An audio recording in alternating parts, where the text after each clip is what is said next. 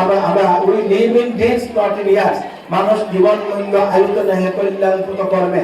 আমি 90 বছর 100 বছর বাঁচলাম সেটা বড় কথা না, আমি বাঁচলাম কতদিন কিরকম ভাবে বাঁচলাম সেটাই বড় কথা।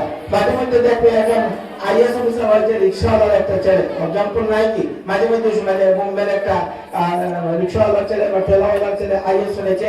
আমরা দেখলাম দক্ষিণ ভারতে রেল স্টেশনে একটা কুলি, যারা আমরা ব্যাগ সুটকেসে নামলাম, আমরা বাবুরা নেমেই কুলি কুলি ডাকি, সেই ছেলেটা কুলি ছেলে মানুষের মুখে মজুর মাথায় সুটকেস বহন করে, সে সেখানে বসে বসে যে একটা ডিসপ্লে গুলো থাকে, বোর্ড গুলো থাকে, সেগুলাতে ওই টিভি থাকে, যখন অবসর পেত সেগুলা মোটা ওজন বহন করতো এবং সেখানে বসে সেগুলো লক্ষ্য করতো, লক্ষ্য করে এখানে পড়াশোনা করতো, শেষে আইএস হয়ে গেল। বোম্বে দিল্লির একটা পুলিশ কমিশনার, পুলিশ সাধারণ পুলিশ কনস্টেবল থেকে আইপিএস অফিসার, সবসময় সেলুট মারতো সারাদিন, এখন তাকেই সেলুট মারে সবাই। তো সেটা তোমাদের চেষ্টা করতে হবে, উদ্যম থাকতে হবে, সবচেয়ে বড় পার্সিভিয়ারেন্স হতে হবে, উদ্যম থাকতে হবে। যদি সেগুলো থাকে তাহলে একদিন তোমরা কোন মা তুমি ফার্স্ট ডিভিশন পেলে না সেকেন্ড ডিভিশন পেলে সেটা এর পরবর্তীতে দায়িত্ব হবে না, সেগুলো তোমার জীবন নির্ধারণ করবে না, সেগুলো পরবর্তীতে তোমার পার্সিভিয়ারেন্স, তোমার উদ্যোগসায়, তোমার চেষ্টা, তোমার আন্তরিকতা, তোমার শিক্ষা তোমাকে অন্য জায়গায় নিয়ে পৌঁছাতে পারে, সেটা তোমার ভিতরে থাকতে হবে। ফার্স্ট ডিভিশন পেয়ে গিয়েছি, বস হয়ে গিয়েছে, সেটা এমন কিছু না, এটা তুমি যা শুরু করলে 3 ঘন্টায় তুমি কি জানো সেটা পরীক্ষা হবে। এই সার্টিফিকেটে ফার্স্ট টিউশন পেয়েছো, 3 ঘন্টায় তুমি কি তুমি প্রেজেন্ট করতে পারলে, লিখতে পারলে, সেটাই প্রমাণ হলো। কিন্তু বাদ বাকি রয়ে গেল তোমার সততা, তোমার নিষ্ঠা, তোমার আন্তরিকতা, তোমার দেশ ও সমাজের প্রতি দায়বদ্ধতা, সবকিছু রয়ে গেল। সেগুলা কিন্তু আস্তে আস্তে ধীরে ধীরে তোমাদের মধ্যে বিকশিত করতে হবে। তাহলেই তোমরা তোমাদের জন্য আজকে যে আমরা সম্বর্ধনা দিচ্ছি সেই সম্বর্ধনাটা সার্থক হবে।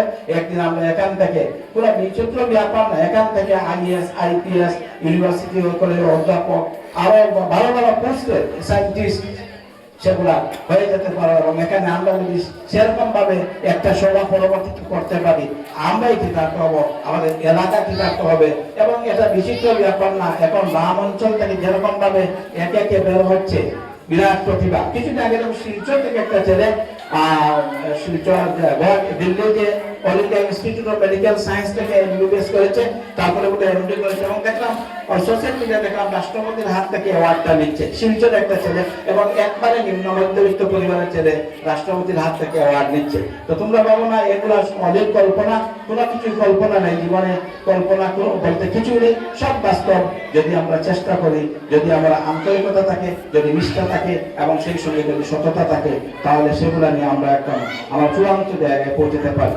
তো আমি আর বিবাহিত করছি না, আমি তোমাদের উত্তর শ্রীবৃদ্ধি কামনা করছি। আমি দোয়া করছি, আশীর্বাদ করছি যাতে পরবর্তীতে তোমরা আরো ভালো রেজাল্ট করে হায়ার সেকেন্ডারি, তারপরে ডিগ্রি, তারপরে মাস্টার ডিগ্রি, তারপরে পিএইচডি করো, করে শুধু নিজের জন্য না, দেশের জন্য, সমাজের জন্য। এবং এই স্কুল থেকে পড়ে গেলে সেই স্কুলকে এসে আলোকিত করো। এই স্কুলে বলে গেলে চলবে না, এই রুটকে বলে গেলে চলবে না। একটু বড় হওয়ার পরে যদি বাম বলতে, বাঁকাবাজার বলতে লজ্জা করে, স্কুল বলতে লজ্জা করে, এই স্কুলে শিক্ষক বলতে লজ্জা করে, তাহলে তোমরা হবে এই সমাজের একটা কলঙ্ক। তোমরা গৌরব তখনই হবে যখন একবারে চূড়ান্ত জায়গায় পৌঁছে যাবে এবং রূপটা তখন মনে থাকবে এখানেই আমার শিকড়, এখান থেকে আমি আস্তে আস্তে ফার্স্ট ডিভিশন পেয়েছিলাম, তারপরে এই জায়গায় উঠেছি, তারপরে এই জায়গায় পৌঁছেছি। তো ক্লাইম্যাক্সে উঠার পরে তো আজান হয়ে গেছে।